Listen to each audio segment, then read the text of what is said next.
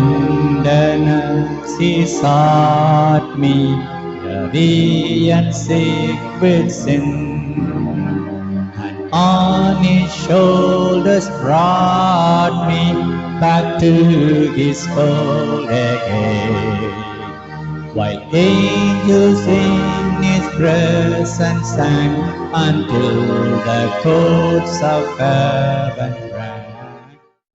இந்த காலை நேரத்திலும் என்னோடு கூட ஆதியாகமம் 32ஆம் அதிகாரத்தை நீங்கள் என்னோடு கூட எடுத்துக்கொள்ளும்படி உங்களை அன்பாய் கேட்டுக்கொள்கிறேன். ஆதியாகமம் 32ஆம் அதிகாரம் 25வது வசனத்தை நான் உங்களுக்காக வாசிக்கின்றேன். ஆதியாகமம் 32ஆம் அதிகாரம் 25வது வசனம். 24, 25 கூட நாம் இரண்டையும் சேர்த்து வாசிக்கலாம். யாக்கோபு பிந்தி தனித்திருந்தான். அப்பொழுது ஒரு புருஷன் விடியும் அளவு அவனுடனே போராடி அவனை மேற்கொள்ளாததைக் கண்டு அவனுடைய தொடை சந்தை தொட்டார். அதனால் அவருடனே போராடுகையில் யாக்கோபின் தொடை சந்து சுளுக்கிற்று. நாம் ஜெபிப்போம். பரிசுத்தமுள்ள நல்ல பிதாவே, உமக்கு ஸ்தோத்திரம். இந்த நாளுக்காய் நன்றி செலுத்துகிறோம். இந்த நாளிலும் தேவரீர் இந்த வேத வசனத்தினுடைய பகுதியை உம்முடைய கரத்தில் ஒப்புக் கொடுக்கிறேன். அப்பா, இந்த வசனத்தின் மூலமாய் நீர் இந்த 2வது ஆராதனையிலே உம்முடைய பிள்ளைகளோடு பேசும்படிக்கு நீர் என்ன சித்தம் வைத்திருக்கிறீரோ அதன்படியாய் நீர் வழி நடத்த உம்முடைய கரத்தில் ஒப்புக் கொடுக்கிறேன். கிருபை கூர்ந்து நடத்துவீராக. இயேசுவின் நாமத்தில் பிதாவே, ஆமேன். கர்த்தருடைய நாமம் மகிமைப்படுவதாக.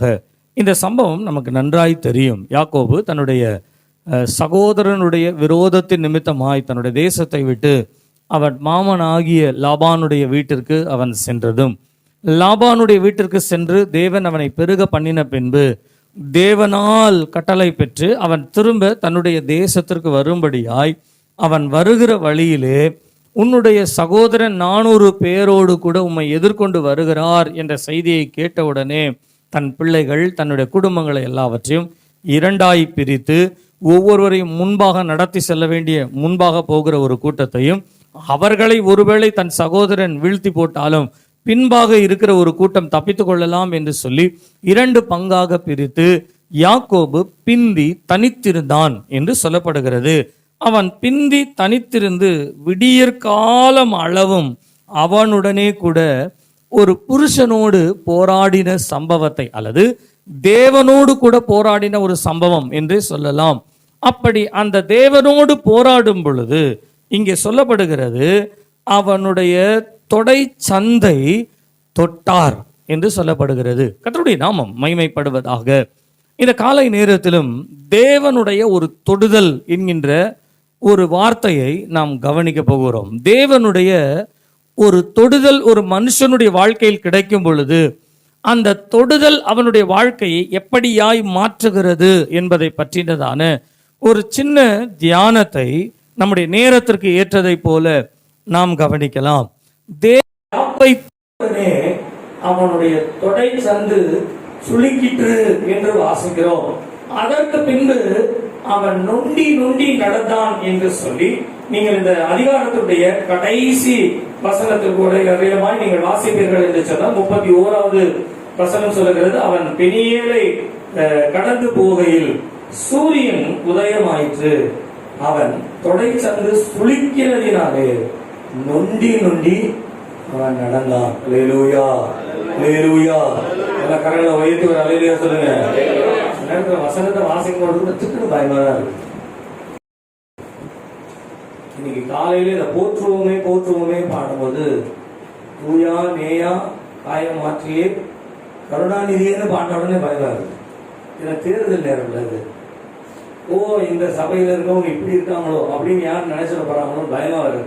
இதுல பாருங்க, சூரியன் உதயமாயிற்று அப்படின்னு வருது. அதனால நீங்க எதையும் ரொம்ப இழுத்துறாதீங்க. நான் வசனத்தை தான் பேசுறேன். வசனத்தை அவன் பெரியலை கடந்து வரும் பொழுது சூரியன் அவனுக்கு உதயமாயிற்று, அவன் நொண்டி நொண்டி நடந்தான். இந்த யாக்கோபு முன்பாக நடக்கும் பொழுது வேதம் சொல்லுகிறது, எல்லாரையும் அனுப்பிவிட்டு எல்லாருக்கும் அனுப்பிவிட்டு அவன் பிந்தி தனித்திருந்தான், தனிமையாய் நடந்தான். அல்லது தனிமையாய் நடக்கும் பொழுது ஒரு முழு பலன் அவனுடைய சரீரத்தில் இருந்தது. ஒரு முழு பலத்திற்குரிய சரீரத்தை அவர் வைத்திருந்தார். ஆனாலும் அவருடைய இருதயம் பயத்தினால் நிறைந்திருந்தபடியினாலே இந்த சரீர பலத்தை ஒரு நாளும் அவர் அதை வைத்து சாதிக்க முடியாதபடிக்கு பிந்தி தனித்து பயந்திருந்தான் என்று சொல்லலாம். ஆனால் எப்பொழுது ஆண்டவர் அவனை தொட்டாரோ வேதம் சொல்லுகிறது அவனுடைய சரீரம் பாதிக்கப்பட்டு நொண்டி நொண்டி நடந்தான். ஆனால் அவன் எல்லாருக்கும் முன்பாக அவன் நடந்து போனான் என்று சொல்லி நீங்கள் 33ஆம் அதிகாரத்தினுடைய முதல் 3 வசனங்களை 4 வசனங்களை நீங்கள் வாசிப்பீர்கள் என்று சொன்னால் எல்லாருக்கும் முன்பாக அவன் நடந்து சென்றானாம். கர்த்தருடைய நாமம் மகிமைப்படுவதாக. ஒரு காலத்திலே சரீரத்திலே பலன் இருக்கும் பொழுது அவனுடைய மனதிலே பலன் இல்லை. இன்றைக்கு அவனுடைய மனதிலே பலன் இருக்கிறது, ஆனால் சரீரத்திலே பலன் இல்லை. இதுதான் ஆவிக்குரிய வாழ்க்கைக்கும் சரீர பிரகாரமான வாழ்க்கைக்கும் உள்ள வித்தியாசம். சரீர பிரகாரமான வாழ்க்கையில நமக்கு உண்டான சூழ்நிலைகள் எல்லாம் சாதகமா இருக்கும், நம்முடைய சரீரங்கள் எல்லாம் பலனாய் இருக்கும். ஆனால் நம்முடைய மனதிற்குள்ளே ஒரு பயம் எப்பொழுதும் இருக்கும். பலனா ஓடுறவங்க, நீங்க இந்த பிள்ளைகள் எல்லாம் வந்து பாத்தீங்கன்னா அவங்க இந்த ஸ்கூல்ல ரன்னிங் ரேஸ் வைப்பாங்க. ரன்னிங் ரேஸ் வைக்கும்போது பாருங்க, நல்லா ஓடுற பையன் முன்னால் அப்படி நிற்பான். அப்படி நிக்கிற நேரத்துல கொஞ்சம் நல்லா கவனிச்சு பாத்தீங்கன்னா அப்படியே இருதெல்லாம் அடிக்கும். இந்த பயத்திலேயே அவங்க விசில் அடிக்கிறத விட்டுட்டு லேட்டா தான் ஓடுவோம்.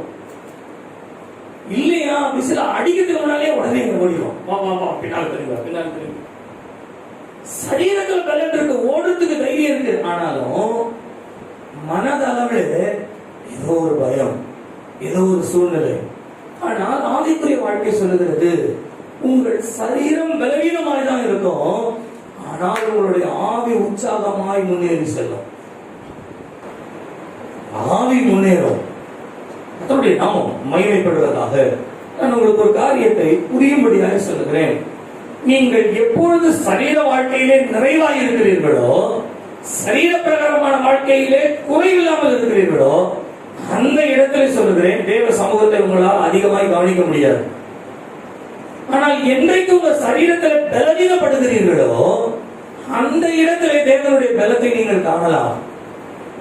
நல்ல பலனா இருக்கும் பொழுது ஓடுற ஓட்டத்தை பார்த்திடும், பலவீனப்படும் பொழுது ஓடுற ஓட்டம் அதிகம். நீங்க யோசித்து பாருங்க. நான் ஊழியத்திற்குள்ளே இருந்து சொல்லுகிறேன். ஒரு காலத்திலே நாம எல்லாருமே வாலிபர்களா இருந்த காலங்கள், 25 வயசு 30 வயசு 25 வயசுல ஊழியத்திற்குள்ளே வந்தேன். அப்ப இருக்கிற பலன்லாம் சொன்ன ஓடிடும், இதை செய்வோம் அதை செய்வோம். எங்க தலைமை சபையில வந்து மேட்டுக்கு பாருங்க, இதை போல 132 36 மேட்டு போடுவேன், ஒரே ஆளா போடுவேன். இந்த 5 மேட்டு போடுறதுக்கு இருக்கிற பாடு இருக்கு பாருங்க. சோ 132 பிளஸ் அதுல பாதி பாதியா கட் பண்ண மேட்டு ஒரு நாள் 136 மேட்டு போடுவேன். ராத்திரி அதாவது விடிய கால 1 மணிக்கு எழுந்தோம்னா 3 மணிக்கு வேலையை முடிப்போம். சில நேரங்கள் என்னோட உதவி செய்கிறவங்க வருவாங்க, சில நேரங்கள் அவர்களும் வராமல் இருக்கலாம்.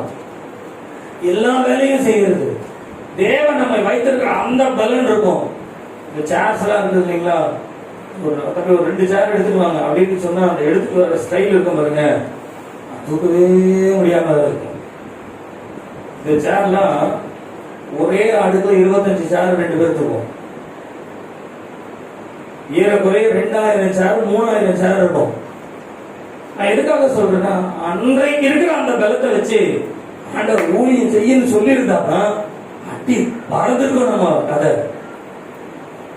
ஆனா வயசாகி சுகர் வந்தது அப்படின்னு ஊழியமே ஆரம்பிக்கும். அப்படின்னா ஆவிக்குரிய வாழ்க்கையில சொல்றேன், உங்களுக்கு புரியுற மாதிரி சொல்றேன்.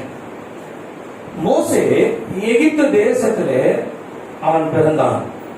இந்த எகிப்து தேசத்தில் பிறந்த பின்பு அவனை ஒளித்து வைக்க முடியாமல் அவனை ஒரு நாணல் பெட்டியிலே அவனுடைய தாயார் நைல் நதியிலே கடத்தி விட்டார்கள்.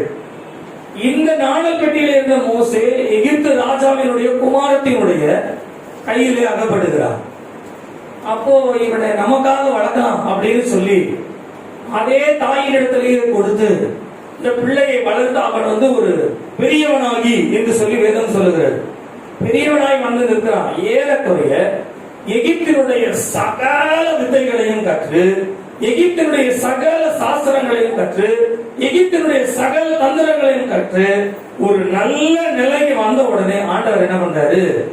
மோசைய போதும், எகிப்துல இருந்தது, நீ வனாந்திரத்துக்கு போய் ஆடுமை அப்படின்னு சொல்லி அனுப்பிடுறாரு. ஏன்னா இஸ்ரவேல் ஜனங்களை ரட்சிப்பதற்கு நீ வனாந்திரத்துக்கு போய் ஒரு 40 வருஷம் இருந்துட்டு 80வது வயதுல நீ வா.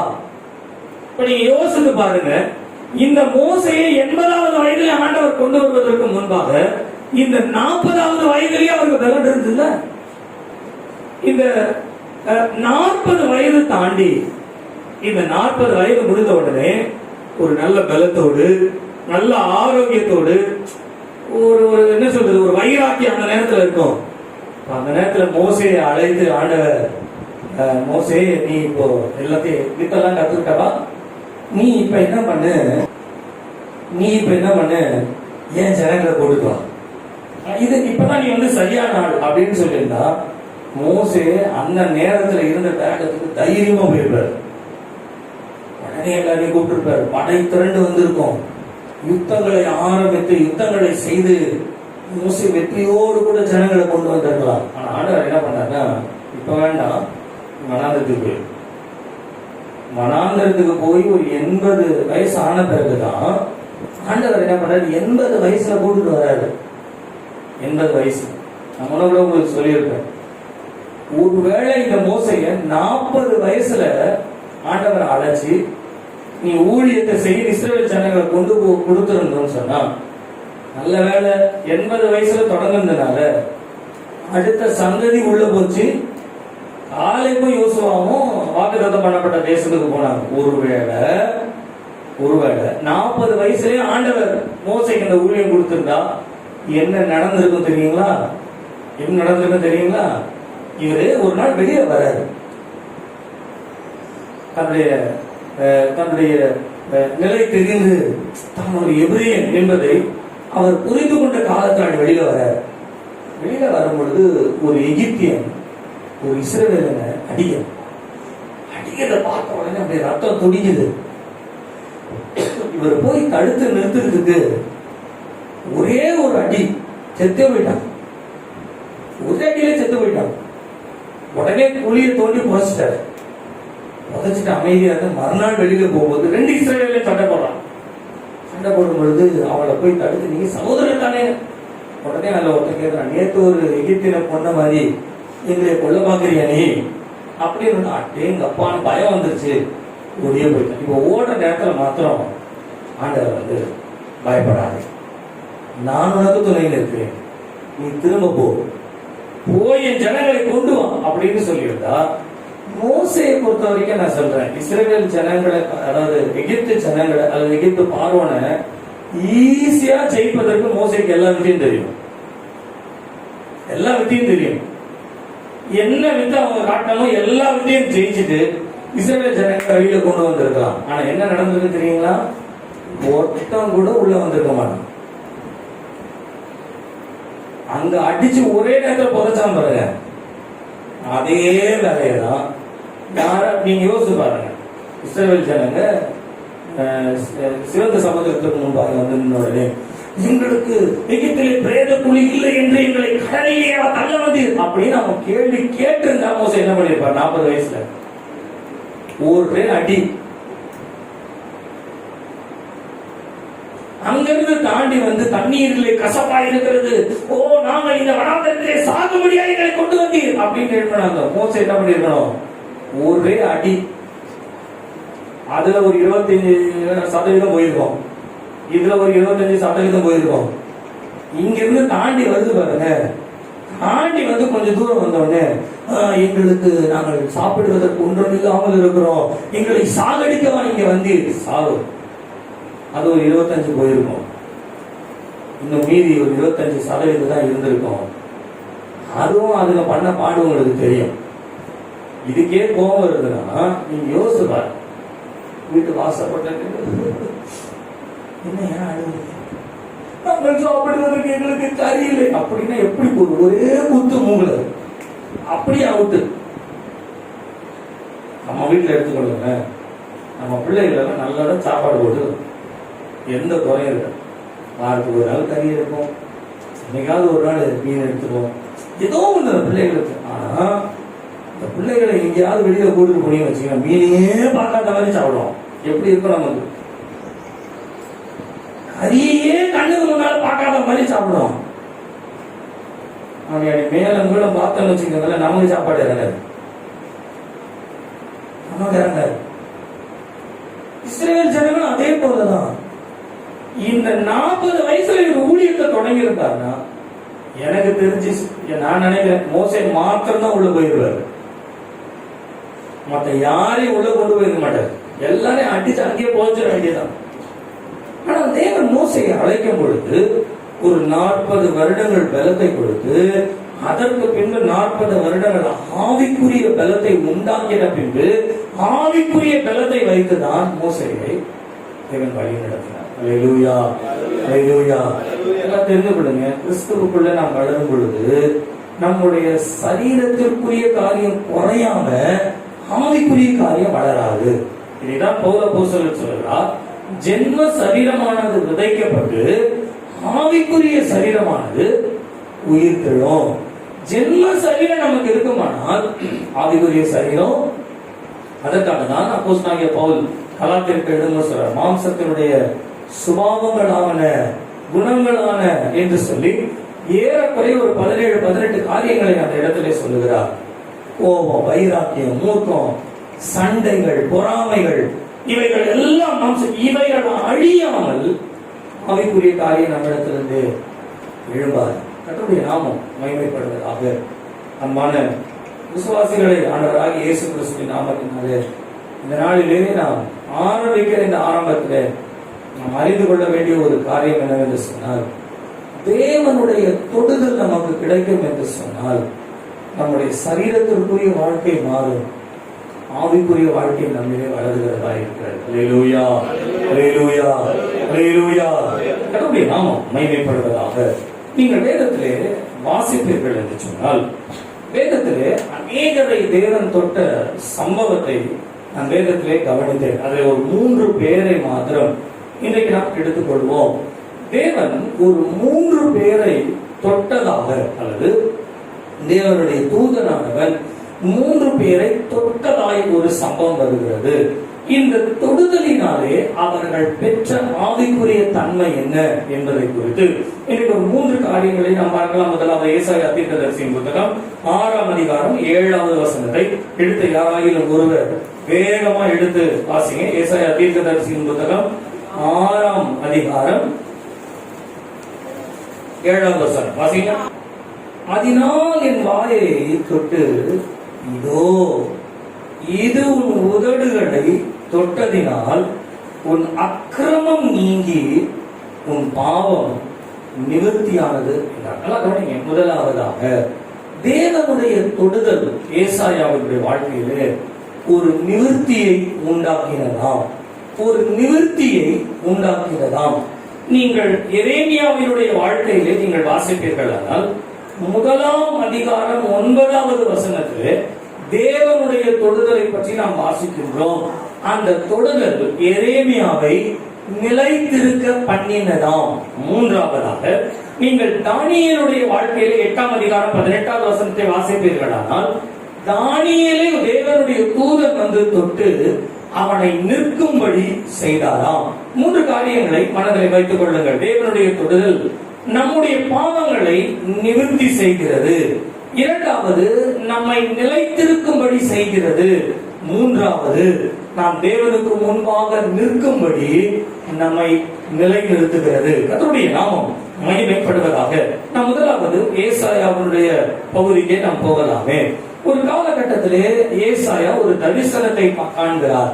ஒரு தேவன் சிங்காசனத்தின் மேல் உட்கார்ந்து இருக்கிறதையும் அவரை சுற்றிலும் இருக்கிற கோடாகோடியான தூதர்கள் எல்லாம் பரிசுத்தர் பரிசுத்தர் என்று அவரை ஆர்ப்பரிக்கிற ஒரு ஆர்ப்பரிப்பை இந்த ஏசாயா கேட்டவுடனே, அப்பொழுது 5ஆம் வசனம் சொல்ல, அப்பொழுது நான் ஐயோ உதவானேன், அப்பொழுது அவனை பரிசுத்தப்படுத்தும்படியாய் செராபீன்களில் ஒருவன் பலிபீடத்தில் இருந்து தன் கையிலே பிடித்திருந்த குரட்டால் ஒரு நெருப்பு தழலை எடுத்து என்னிடத்தில் பறந்து வந்து அதனாலே என் வாயை தொட்டான். கர்த்தருடைய நாமம் மகிமைப்படுவதா. கவனிங்க, தேவனை சந்திக்கிற எந்த மனுஷனுடைய வாழ்க்கையிலும், தரிசனத்தை காண்கிற எந்த மனுஷனுடைய வாழ்க்கையிலும் முதலாவது நேரிடுகிறது என்னவென்றால் தேவனுடைய தொடுதல். The touch of God. தேவன் அவனை தொடுவார் என்று சொன்னால், அவனை தொடும் பொழுது அவனுக்குள்ளே ஒரு நிவர்த்தி வருகிறது. நல்லா கவனிங்க, தேவனுடைய தரிசனத்தை காண்கிறது சில நேரங்களிலே சில பிரச்சனைகள் வருகிறது. இன்னைக்கு நிறைய தரிசனங்கள் மற்ற காரியங்களை பற்றி வருகிறது, வரலாம், தவறில்லை. ஆனால் தரிசனம் என்பது நமக்கு கிடைப்பதற்கு மூல காரணம் என்னவென்று சொன்னால், நாம் தேவனோடு இணைவதற்கு எந்த பாவம் தடையாய் இருக்கிறதோ அதை நிவர்த்தி செய்யும்படியாக தான் தேவன் நமக்கு தரிசனத்தை கொடுக்கிறார். அப்போஸ்தலனாகிய பவுலுக்கு தேவன் தரிசனமானார். ஏன் தரிசனமானார் என்றால், அவருடைய தவறிலிருந்து அவர் மீட்டெடுக்கப்பட்டு, பாவத்திலிருந்து மீட்டெடுக்கப்பட்டு தேவனுக்குரிய பரிசுத்தமான ஊழியத்தை செய்ய வேண்டும் என்பதற்காக, அவருடைய பாவங்களை நிவர்த்தி செய்வதற்காக தேவன் அவருக்கு தரிசனமானார். நீங்க இயேசு கிறிஸ்து யார் யாரெல்லாம் தரிசனமானார் என்று சொல்லி நீங்கள் வாசிக்கிறீர்களோ எல்லா இடங்களிலும் அவர்களுக்குரிய ஒரு தரிசனம். நீங்கள் தோமாவை பற்றி நீங்கள் வாசிப்பீர்கள் என்று சொன்னால், யோவான் எழுதின சுவிசேஷம் கடைசி அதிகாரத்தில் இப்படியே சொல்லப்படுகிறது, தேவன் அவர்களுக்கு தரிசனமானார். 20ஆம் அதிகாரத்தில் தரிசனமானார். ஆனால் அந்த இடத்துல தோமா இல்லை.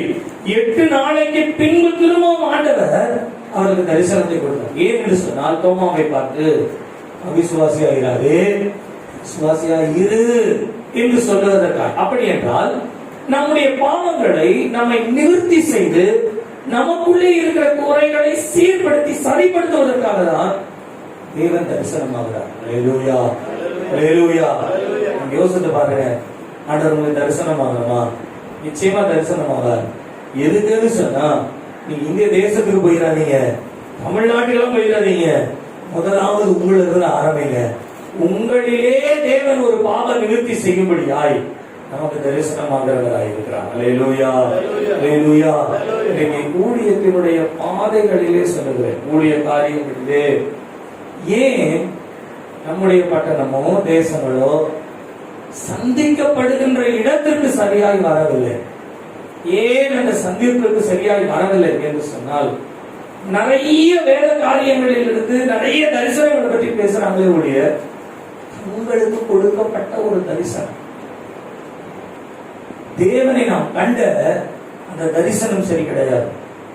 தேவனை நாம் தரிசிக்கும்படியான தரிசனத்திலே சரியாய் நிலைத்திருப்பது கிடையாது. இன்னைக்கு உலகத்துல இருக்கிறவங்க யார் யாரெல்லாம் தரிசனம் பார்த்தாங்கன்னு சொல்லி யூடியூப்ல போடுறாங்களோ, இது எல்லாம் பார்த்துட்டு அது அவங்க தரிசனமா மாறிடுதே ஒழிய, தேவன் எனக்காய் வைத்திருக்கிற தரிசனம் என்ன தெரியல.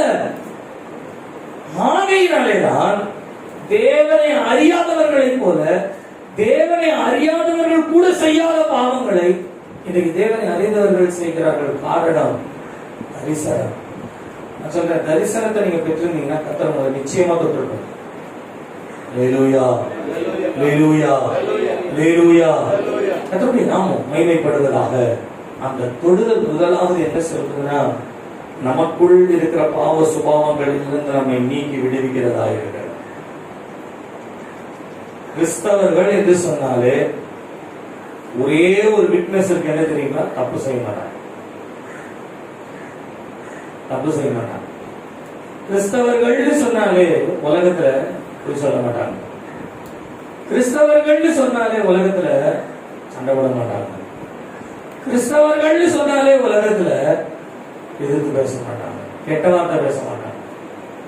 இன்னைக்கு கிறிஸ்தவர்களா இல்லை. காரணம் என்ன என்று சொன்னால், நீங்கள் தேவனை தரிசிக்காமல் வேற எதையோ தரிசிச்சிட்டோம்.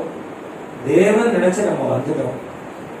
பவுல் ஆண்டவரை கண்ட தரிசனத்துக்கு 3 நாளைக்கு அவருக்கு கண்ணு தெரியலையா? 3 நாளைக்கு கண்ணு தெரியாத அந்த எஃபெக்ட் என்ன பண்ண தெரியுமா? அவர் வாழ்க்கையில சாகுற வரைக்கும் தன்னை உலகத்திலிருந்து விலக்கி விலக்கி வாழ்ந்தார். இன்னைக்கு நிறைய பேர் நினைச்சிட்டு இருக்காங்க தேவனுடைய வாழ்க்கை அல்லது ஆண்டவருடைய ஆசீர்வாதம் சொன்னா பணம், காசு, பொருள் இதெல்லாம் சம்பாதிச்சு நல்லா வசதியா வாழ்றது ஆண்டவர் நம்மளை ஆசீர்வதிக்கிற ஆசீர்வாதம். நீங்க பவுலுடைய வாழ்க்கையை வாசித்து பார்ப்பீர்கள் என்று சொன்னால் எல்லாவற்றையும் நான் குப்பை என்று எண்ணுகிறேன் அவர் விட்டு வந்தார். அதுதான் ஆண்டவரை பின்பற்றி வரும். நம்முடைய ஜீவியத்திலே எங்க பலவீனமா இருக்கிறோம் அப்படின்னு நம்ம நினைக்கிறோமோ அந்த இடத்தை ஆவியானவரை பலப்படுத்துவதற்காக தான் பரிசுத்த ஆவியானவரை நமக்கு கொடுத்திருக்கிறார். ஆவியின் வாழ்க்கையை நாம் பெற்றிருக்கிறோம். அல்லேலூயா, அல்லேலூயா, அல்லேலூயா. ஏசாயாவினுடைய நாவை தொடும் பொழுது ஒரு நிவர்த்தி கிடைக்கிறது. என்ன நிவர்த்தி என்று சொன்னால், நீங்கள் 2 விதமான நிவர்த்தியை வேதத்தில் வாசிக்கலாம். ஒன்று சுத்தப்படுத்துகிறது என்கின்ற ஒரு நிவர்த்தி, சுத்தப்படுத்துதல் என்கின்ற ஒரு நிவர்த்தி. இரண்டாவது சொஸ்தமாக்குதல் என்கின்ற ஒரு நிவர்த்தி. நீ ஆண்டவராக இயேசு கிறிஸ்துவின் வாழ்க்கையில நீங்கள் வாசிப்பீர்கள் என்று சொன்னால் மத்தேயு எழுதின சுவிசேஷம் 8ஆம் அதிகாரம் 3வது வசனத்திலிருந்து நீங்கள் வாசிப்பீர்களானால் 2வது வசனம் 3வது வசனத்தில், அப்பொழுது குஷ்டரோகி ஒருவன் வந்து அவரை பணிந்து, ஆண்டவரே உமக்கு சித்தமானால் என்னை சுத்தமாக்க உமால் ஆகும் என்றான். இயேசு தமது கையை நீட்டி அவனை தொட்டு, எனக்கு சித்தம் உண்டு, சுத்தமாகு என்றார். உடனே குஷ்டரோகம் நீங்கி அவன் சுத்தமான. நல்ல வார்த்தை வருது. இந்த சுத்தம்ன்ற வார்த்தை அடிக்கடி அந்த இடத்துல வருது பாரு. ஒரு ரோகம் இருக்குது. ரோகம் ரோகம்னா என்ன தெரியுங்களா? பாவ, சாப, ரோகம். 3 சொல்றோம். ரோகம், பாவ, சாப, ரோகம். பாவனா என்ன? சாபனா என்ன? ரோகனா என்ன?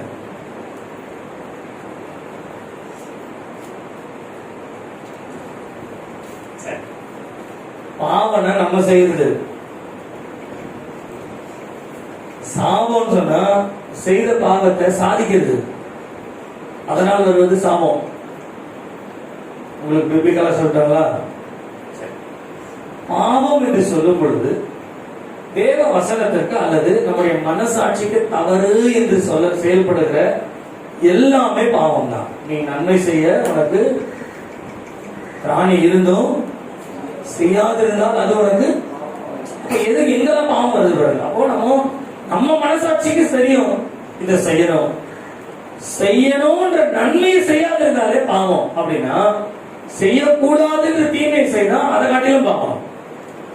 சரிங்களா? இப்ப தீமையை செய்தாச்சு, பாவம் வந்தாச்சு. இந்த பாவத்தை நான் செய்யலாம் சாதிக்கிறேன் பாருங்க, அது சாபமா மாறும். ரோகம்னு ஒண்ணு இருக்கு. ரோகம்னு ஒண்ணு இருக்கு. உங்களுக்கு புரியுற மாதிரி சொல்றாங்களா? ரோகம்னா என்னன்னு, அழுக்கா இருந்த ஒரு துணி, அழுக்கு என்ற ஒரு பாவம். சரிங்களா? இதை கழுவுன உடனே பாவம் போயிடும். ஆனா அந்த துணி வந்து ஈரமாவே இருக்கும். ஏன்னா ஒரு தண்ணியில போட்டோம் இல்லைங்களா, முக்கியம் இல்லைங்களா, அதனால ஈரமாவே இருக்கும்.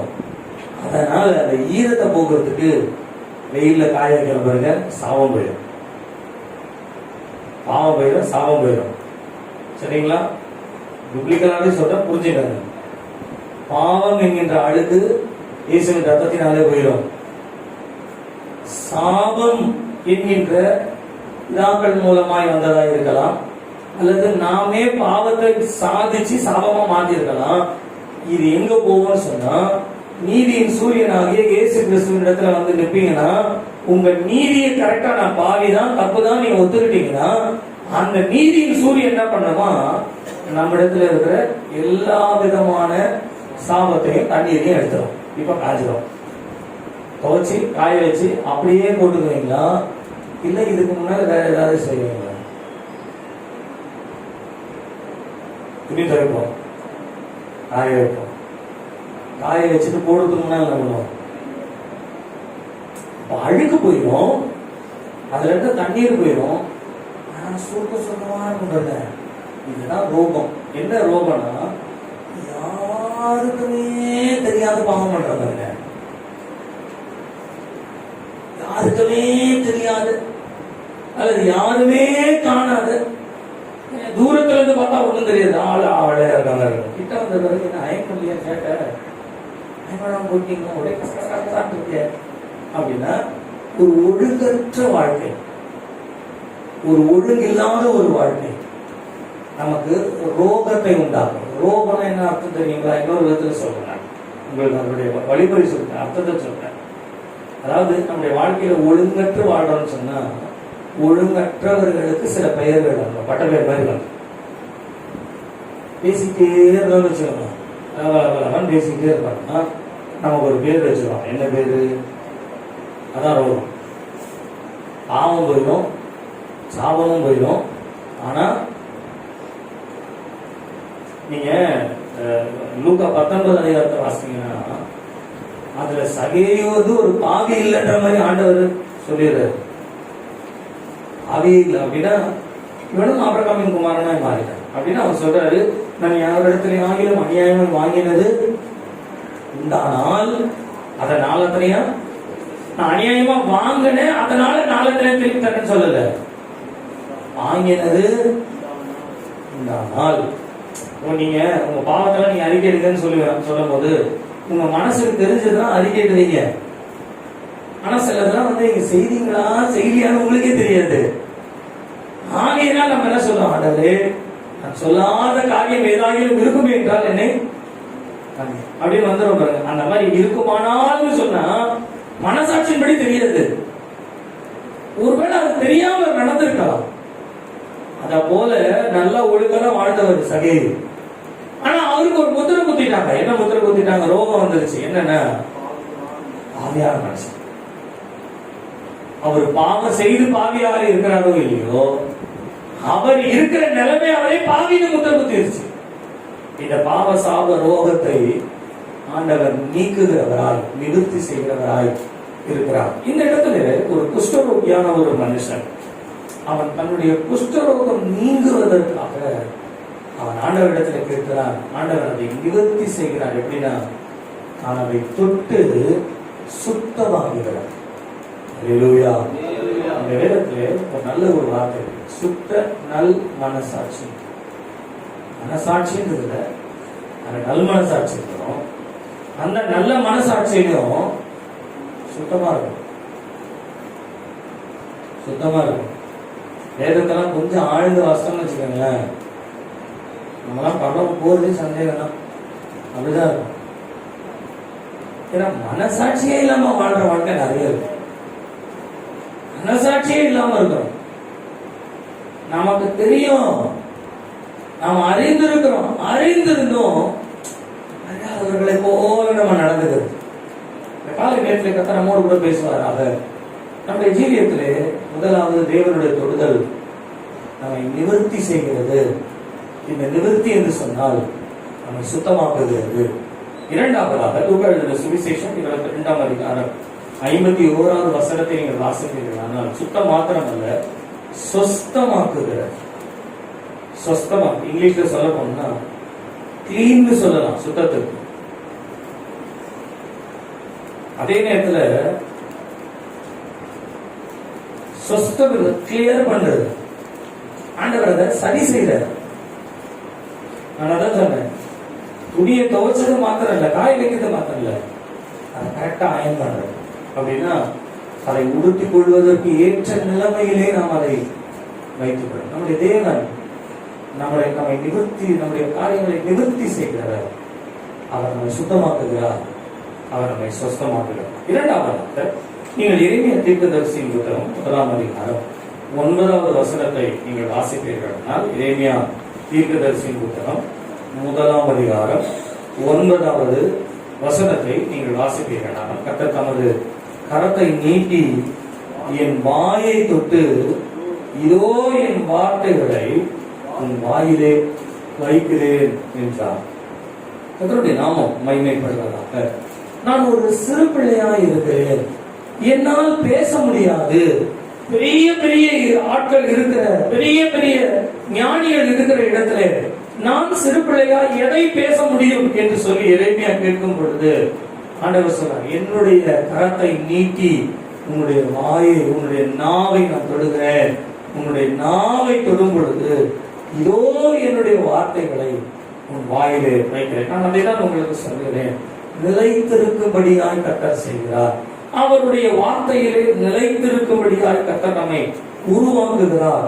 அவருடைய தொடுதல் அவரிலே நிலைத்திருக்கிற ஒரு வாழ்க்கையை நமக்கு கொடுக்கிறதாய் இருக்கிறது. நிலைத்திருக்கிறது என்று சொன்னால் 2 காரியத்தை சொல்லுகிறேன். ஒன்று, நீங்கள் பின்பற்றுகிற பின் செல்லுகிற காரியம் உங்களை நிலைத்திருக்க பண்ணுகிறது. அதே நேரத்தில் நீங்கள் ஆண்டவருக்கு பணிவிடை செய்கிற பணிவிடை அவரிலே நிலைத்திருக்க பண்ணுகிறது. உங்களுக்கு புரியும்படியாக சொல்லுகிறேன்.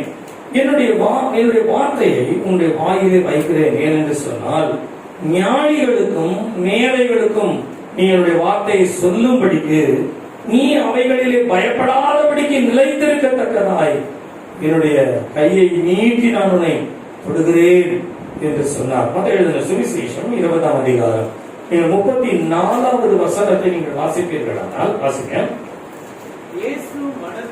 இயேசு மனதுருகி அவர்கள் கண்களை தொட்டார். உடனே அவர்கள் பார்வை அடைந்து அவருக்கு பின் சென்றார். நல்ல ஒரு வார்த்தை பாருங்க. பார்வை அடைந்து அவருக்கு பின் சென்றார்கள். கடவுளுடைய நாமம் மகிமைப்படுவதாக. தேவனை பின்பற்றுதல் அல்லது ஆண்டவருக்கு பின் செல்லுதல் என்பது நம்முடைய வாழ்க்கையிலே தேவனோடு நிலைத்திருக்கிற தன்மை நமக்கு கொடுக்கிறதாய் இருக்கிறது. கடவுளுடைய நாமம் மகிமைப்படுவதாக. உலகத்தை காண முடியாதபடிக்கு, கண்கள் தெரியாதபடிக்கு, எதையுமே அவர்கள் காண முடியாதபடிக்கு ஒரு பெரிய குருட்டுத்தனமான ஒரு இருளிலே அந்த மனுஷர்கள் இருந்தார்கள். தாவீதின் குமாரனே எங்களுக்கு இறங்கும் இறங்கும் என்று சொல்லி கூப்பிடும் பொழுது அவர்களை அழைத்து அவர்களுடைய கண்களை ஆண்டவர் திறக்க வேண்டும் என்று வேண்டிக் கொள்ளும் பொழுது கண்களை திறந்தார். கண்களை திறந்த பொழுது வேதம் சொல்லுகிறது அவரை பின்தொடர்ந்தார்கள். அல்லேலூயா, அல்லேலூயா. நம்ம கண்களை ஏன் ஆண்டவர் திறக்கிறார்னா அவருக்கு பின்னால் போறதுக்காக தான் திறக்கிறார். அதுதானே அர்த்தம். சரி, இப்படி கேட்கிறேன். நமக்கு ஆண்டவர் ஒரு காலத்துல நடந்தே வந்தோம். நம்ம சர்ச்சு பஸ் ஏறி கஷ்டப்பட்டு வந்தோம். நமக்கு ஆண்டவர் வண்டி கொடுத்தாரு. எதுக்கு வண்டி கொடுத்தாரு? பண்டு தான் மூட்டையை கட்டிட்டு திருத்தருவா போயிட்டு சர்ச்சுக்கு வரலையா நீங்க? இல்ல, கொஞ்சம் வண்டி சரியில்லை. சர்ச்சுக்கு வரும்பொழுது வண்டி சரியில்லாம போயிடும்.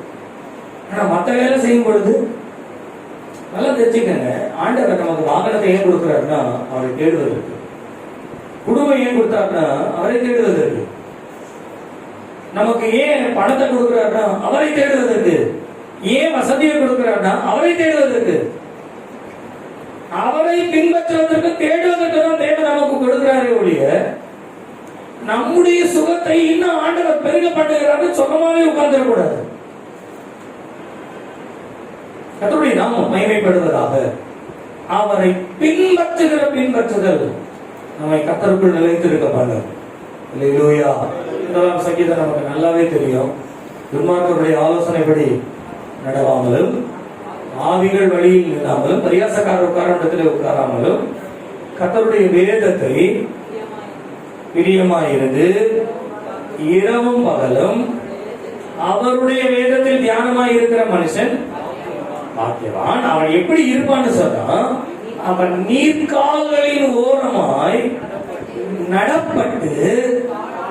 அப்ப பாருங்க, ஆண்டவர் யார் வேதத்தை சார்ந்து ஆண்டவரை பின்பற்றும்படியாய் போகிறார்களோ அவர்கள் நடப்பட்டவர்களாய், தூவப்பட்டவர்களாய் அல்ல, திரிகிறவர்களாய் அல்ல, நடப்பட்டவர்களாய் கர்த்தர் வைக்கிறார். அல்லேலூயா, அல்லேலூயா. தன் காலத்திலே தன் கனியை நல்லா கவனிங்க. கனி கொடுத்தல்னா என்ன அப்படின்றது நிறைய பேருக்கு தெரியல. கனி கொடுத்தல்னா என்னன்னு தெரியல. பிசாசு ஏவாளை வச்சுட்டு தன்னுடைய ஆணா சேர்த்துக்கிறதுக்கு அவன் என்ன பண்ண தெரியுங்களா? பேசலாம். பேசின பின்பு ஒரு வேலையை செய்ய நினைச்சான். அதான் அங்கதான் பிரச்சனை. அந்த கனியை பறித்து நல்லா கவனிங்க. பாவத்துல விழுறதுக்கு பிசாசு ஒரு கனியின் மூலமாய் கிரியை செய்வதை போல தேவனை பின்பற்றுகிறவர்கள் தேவனுக்குரிய கனியை கொடுக்கிறவர்களாய் மாறணும். அவன் எப்படி கனியை கொடுத்து இழுத்தானோ அதே போல நீங்களும் நானும் கனியை கொடுத்துதான் ஆண்டவர் இடத்துல ஜனங்களை கொண்டு வர முடியும். என்ன கனி கொடுப்பீங்க? இன்னைக்கே போய் 1/2 கிலோ ஆப்பிள் வாங்கிறது, ஒரு 1/2 கிலோ ஆரஞ்சு அவங்ககிட்ட சொல்லிருங்க, அழிவு பொண்ணா கொடுத்துறாத, நான் கொடுக்கறத சாப்பிட்ட உடனே செத்தே போயிருந்தான் அந்த மாதிரி கொடு. முந்தின நாட்கள் தான் ஆக்சுவலா நம்முடைய முன்னோர்கள் தான் இப்படி நான் சொல்றேனே, எதுக்காக கிறிஸ்தவத்தை சார்ந்து வந்தார்கள் தெரியுங்களா உங்களுக்கு? கிறிஸ்தவம் நம்ம தென் பக்கத்துல முக்கியமா கன்னியாகுமரி சைடுல ரொம்ப அதிகம். கன்னியாகுமரி அந்த நாகர்கோவில் சைடுல ரொம்ப அதிகம், கடலோரமாக வச்சுக்கோமே மார்க்கமாக. ஏன் கிறிஸ்தவம் இங்கெல்லாம் அதிகமாச்சு தெரியுங்களா? ஏன் அதிகமாச்சு தெரியுங்களா? வெளிநாட்டுல இருந்து மிஷனரிஸ் வந்தாங்களாம். மிஷனரிஸ் வந்து நீங்கள் இயேசுவை ஏற்றுக்கொள்ளுங்கள் அப்படின்னா அவங்க இயேசுவே தெரியாது, இயேசுவே தெரியாது. ஆனால் அந்த நாட்களிலே அந்த காலகட்டத்தில் ரொம்ப அகோரமான ஒரு சம்பவம் நடந்தது. என்னன்னா, இந்த தென்னகத்தில் இருக்கிற சமஸ்தானம் என்று சொல்லப்படுகிற ஒரு சமஸ்தானத்தின் கீழாய் வருகிற ஆட்சி கீழா இருக்கிற ஜனங்கள், அதுல முக்கியமாய் பெண்கள் மேல இருக்கிற வஸ்திரத்தை போடக்கூடாது. இடுப்புக்குள்ள தான் அவங்க வஸ்திரம் போடுவாங்க, மேல வஸ்திரம் போடக்கூடாது. இந்த மேல் வஸ்திரம் போடக்கூடாதுன்னு சொல்லி அவர்களை அவல நிலையில வைத்திருக்கும் பொழுது நம்ம மிஷனரிகள் உள்ள வந்தாங்க. நம்ம மிஷனரிகள்ல அந்த மிஷனரியுடைய மனைவி என்ன பண்ணாங்க தெரியுங்களா? இவங்க வந்து இந்த அகோரமா இருக்கிறாங்களேன்னு சொல்லி இவர்களுக்காக ஒரு இடத்தை நம்ம அமைக்கணும்னு சொல்லி சபையில நீங்க சொல்ற பாருங்க, அந்த மாதிரி அங்கங்க சர்ச்சை கட்டி வச்சுட்டு நீங்க வாங்க வந்து உள்ள வந்து உட்காருங்கன்னு சொல்லி அவங்களை அழைக்கிறதுக்கு அவங்க என்ன செய்யறாங்கன்னா, அந்த காலத்துல தமிழ்ல ஒரு வார்த்தை சொல்லுவாங்க, எனக்கு கரெக்டா தெரியல, நைட்டி போடுறது தெரியுங்களா இந்த காலத்துல பெண்கள், அதே மாதிரி நைட்டி எத்திச்சு அவங்களுக்கு கொடுத்தாங்க. இது மேல் வஸ்திரம் கீழ் வஸ்திரம் இருக்கு பாருங்க, அந்த மேல் வஸ்திரம் தானே போடக்கூடாது, ஒரே வஸ்திரம் போடும். அப்படின்னா பெண்கள்லாம் அந்த காலத்துல, ஆண்கள்லாம் அந்த காலத்துல தங்களுடைய மானத்தை காத்துக் கொள்வதற்காக கிறிஸ்தவத்துக்குள்ள வந்தாங்க. தேவன் நம்மிடத்துல வைத்திருக்கிற ஒரு காரியம் என்ன என்று சொன்னால், நாம் கனிகள் கொடுக்கிறவர்களாக இருப்போம் என்று சொன்னால் சீக்கிரமாய் நம்ம அருகிலே உள்ளவர்களை ஆதாயப்படுத்த அருகிலே. நான் வந்து சொல்றத நல்லா விலகிக்க புரிஞ்சுக்கணும். உங்க வீட்டுக்கு பக்கத்துல இருக்கும் உங்களால ஆதாயப்படுத்த முடியல அப்படின்னு சொன்னா நீங்க வாழ்றது பிரயோஜனமே கிடையாது, பிரயோஜனமே கிடையாது. பக்கத்து வீட்டுக்காரங்க கிட்ட சண்டை போட்டுட்டு பக்கத்து வீட்டுக்காரங்களோட வாக்குவாதம் பண்ணிட்டு பக்கத்து வீட்டுக்காரங்களோட நமக்கு சாட்சி இல்லாம இருந்தோம்னா, ஒருவன் உன்னை வலது கன்னத்தில் ஆராய்ந்தால் அவனுக்கு தப்பு தப்பா படிச்சுட்டோம். நம்ம தப்பு தப்பா படிச்சு மறு கண்ணத்தையே திருப்பி கொடுங்க. நம்ம கண்ணத்தை பத்தி தான் பேசுறாரு, மறு கண்ணத்துல திருப்பி கொடுங்க போயிடுச்சு. அதோட நல்லா தெரிஞ்சுக்கங்க, கனி உள்ள ஒரு வாழ்க்கை இல்லாம கிறிஸ்தவ ஜீவியத்துல செய்ய முடியாது. நம்முடைய அன்பு, நமக்குள்ள இருக்கிற சந்தோஷம், நமக்குள்ள இருக்கிற சமாதானம், நமக்குள்ள இருக்கிற இச்சை அடக்கம், நமக்குள்ள இருக்கிற நீடிய பொறுமை, கர்த்தருடைய நாமம் மகிமைப்படுவதாக. நீங்களும் நானும் கனி கொடுக்கிற வாழ்க்கை. நான் சொல்றேன், ஒரு அன்பு செலுத்தி ஒருத்தரை உள்ள கொண்டு வர முடியாதா? ஒரு பொறுமையை பார்த்து, உங்களுக்குள்ள இருக்கிற ஒரு பொறுமையை பார்த்து நீ எந்த சபைக்கு போறீங்க அப்படின்னு கேட்கிற அந்த ஜீவி உங்களிடத்துல இல்லையா? நம்ம இடத்துல இல்லையா? பழகணும், கற்றுக்கொள்ளணும். ஏதோ நம்ம நினைக்கிறதெல்லாம் கிறிஸ்தவ ஜீவியா நினைச்சிட்டு ஓடக்கூடாது. இன்னைக்கு ஆண்டவர் சொல்லார், நீங்கள் நிலைத்திருக்க வேண்டுமானால், நீங்கள் நிலைத்திருக்கிறவர்களாய் இருக்க வேண்டுமானால் நீங்கள் நிலைத்திருக்கிற தன்மை உடையவர்களாய் இருக்க வேண்டுமானால், நீங்க இயேசு கிறிஸ்துவோட வாழ்க்கையில நீங்க வாசித்து பாருங்க. இயேசு கிறிஸ்து கடைசியாய் ஜெபித்த ஒரு ஜெபம், பிதாவே இவர்களை மன்னியும், தாங்கள் செய்கிறது என்னதென்று தெரியாமல் செய்கிறார்கள் என்கின்ற ஜெபத்தை வச்சு ரட்சிக்கப்பட்டவங்க நிறைய சரித்திரம் எழுதியிருக்காங்க. அந்த இடத்துல இருந்தவங்க சரித்திரம் எழுதியிருக்காங்க. இன்னைக்கு நம்முடைய வாழ்க்கையில ஆண்டவர் எதிர்பார்க்கிற ஒரு காரியம், அவரை பின் செல்லுகிற வாழ்க்கையில கனி கொடுக்கிறோமா? நம்மை பார்க்கும் பொழுது இயேசுவை பார்க்கிறார்களா? கொஞ்சம் பொறுமையை கத்துக்கங்க. கொஞ்சம் பேசுகிற காரியங்கள்ல கவனத்தை கற்றுக்கொள்ளுங்க. எதையோ பேசுறோம், ஏதோ ஒன்று சொல்றோம், ஏதோ ஒன்று பண்றோம் அப்படின்ற மாதிரி நம்முடைய வாழ்க்கையில இருக்காதீங்க. அது எவ்வளோ பெரிய ஒரு நஷ்டத்தை நமக்கு கொண்டு வரும்ன்றது இப்ப நமக்கு தெரியாது. ஆனா ஒரு காலம் வரும்பொழுது ஆண்டவர் நம்மளை வந்து நிச்சயமா கணக்கேற்பார். கர்த்தருடைய நாமம் மகிமைப்படுவதாக. நீங்கள் நிலைத்திருக்கும்படி என்று சொல்லும் பொழுது, முதலாவது பின் செல்லுதல் என்று சொன்னேன். இரண்டாவது பணிவிடை செய்கிறவர்களாய். மத்தேயு 8ஆம் அதிகாரம் நீங்கள் 14-15 வசனங்களை நீங்கள் வாசிப்பீர்களானால், இயேசு பேதுருவின் வீட்டிலே வந்து அவன் மாமி ஜுரமாய் கிடக்கிறதை கண்டார். அவர் அவள் கையை தொட்டவுடனே ஜுரம் அவளை விட்டு நீங்கிற்று. அவள் எழுந்திருந்து பணிவிடை செய்தாள். இதுதான் நிலைத்திருத்தல். அவள் எழுந்திருந்து பணிவிடை செய்தாள். ஆண்டவருக்காக ஏதாகிலும் ஒன்று செய்யணும். நம்ம ஆண்டவர் நமக்கு எல்லாம் செய்கிறாரா இல்லையா சொல்லுங்க. நமக்கு தேவையான உழைப்பை தரார், பலத்தை தருகிறார், ஊதியத்தை தருகிறார், உணவை தருகிறார், தனிமையிலே உதவி செய்கிறார். எல்லாவற்றிலும் ஆண்டவர் நமக்கு உதவி செய்கிறார். கரங்களை உயர்த்தி ஒரு அலையிலேயே சொல்லுங்க பார்க்கலாம். நாம ஆண்டவருக்காக என்ன செய்யணும்? உங்களுக்கு கொடுக்கப்பட்ட இடத்துல உங்க குணத்தை காமிங்க, இயேசு கிறிஸ்துவோட சுபாவத்தை காமிங்க. அதுதான் ஊழியம். இதுக்கு மேல வேற எங்க ஊழியம் இருக்குது? பெரிய ஒரு மேடை போட்டு நின்று பிரசங்கம் பண்ணணுமா? நீங்க மேடை போட்டு பிரசங்கம் பண்ணுங்க, முதல் அடி நமக்கு தான் விழும். நீங்க இருக்கிற இடத்துல ஊழியம் செய்யுங்க, எந்த பிரச்சனையுமே வராது.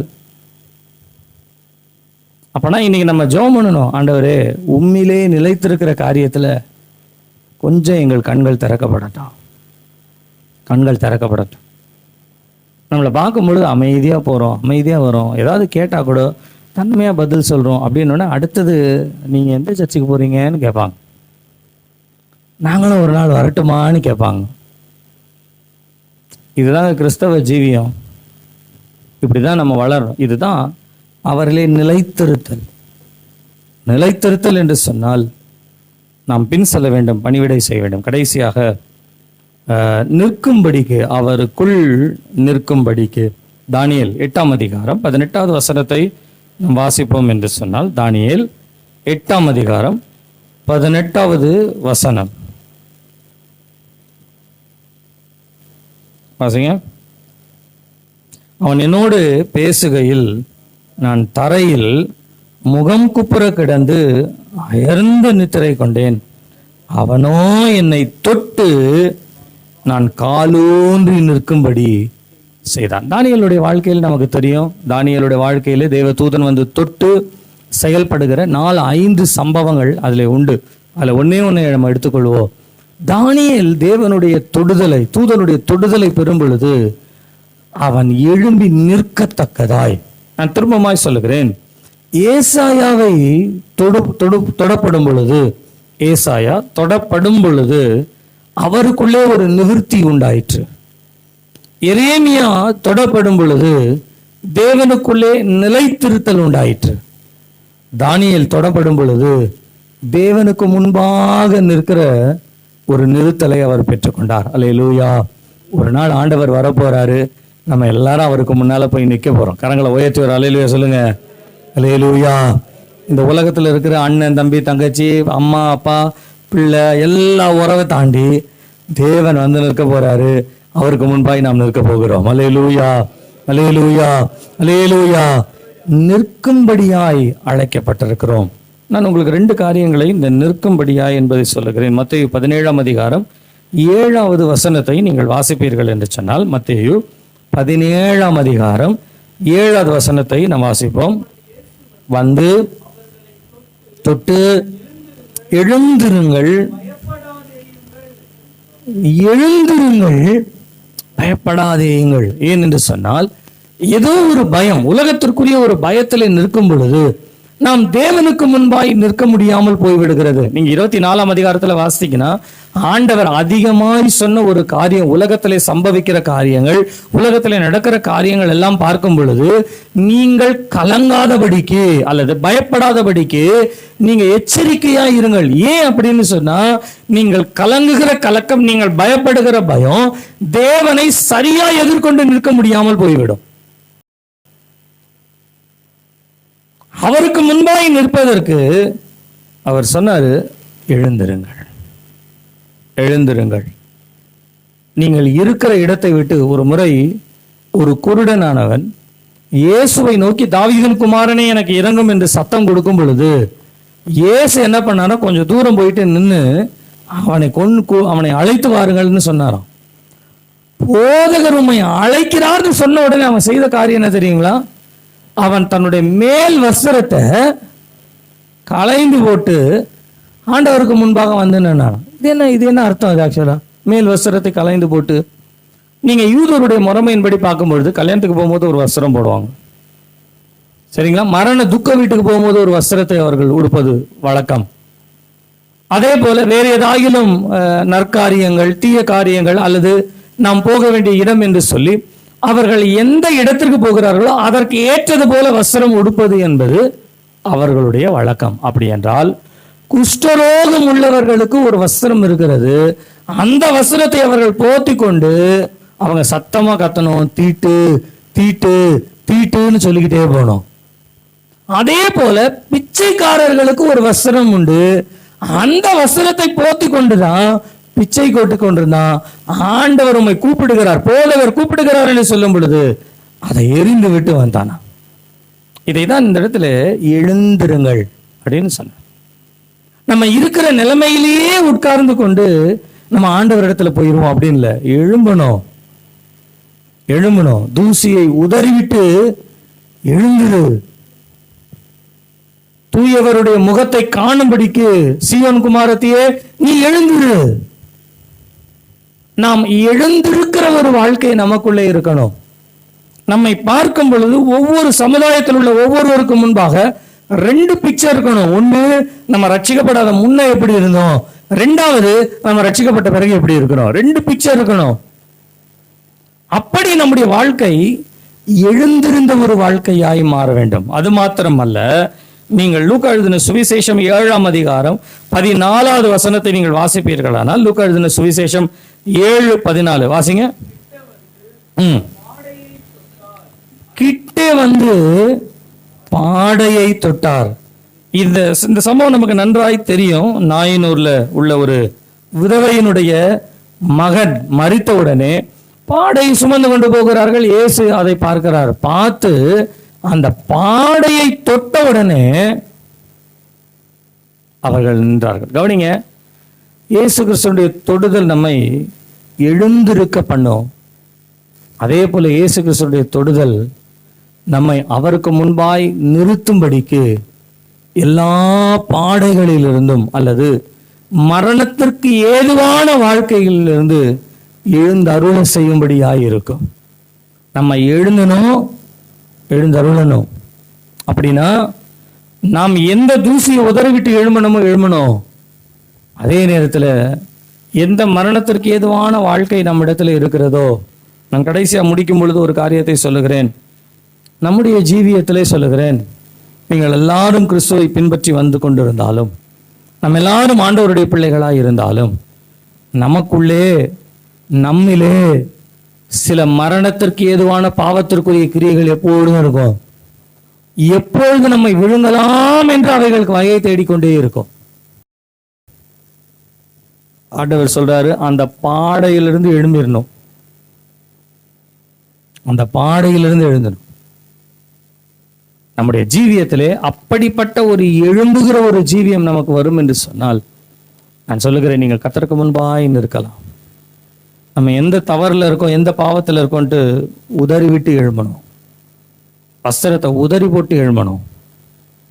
அதே நேரத்தில் நம்ம எதில் படுத்திருக்கிறோம், எங்கே தங்கி இருக்கிறோம், எதில் நம்ம விட முடியாமல் பிடிபட்டு இருக்கிறோம், அந்த பாடையிலிருந்து எழும்ப பிரயாசப்படணும். கர்த்தர் நம்மோடு இருப்பாராக. நிவர்த்தியாகும்படி, நிலைத்திருக்கும்படி, அவருக்கு முன்பாய் நிற்கும்படி கர்த்தர் அவர்களை தொட்டாராம். நாம் எல்லாரும் எழும்பி நிற்போமா? எல்லாம் எழும்பி நின்று நாம் ஜெபித்து நாம் கடந்து செல்லலாம். நம்முடைய ஆண்டவர் நம்மை தொடுகிறவர். Oh, the love that sought me, oh, the blood that bought me, oh, the grace that brought me to the fold, wondrous grace that brought me to the fold.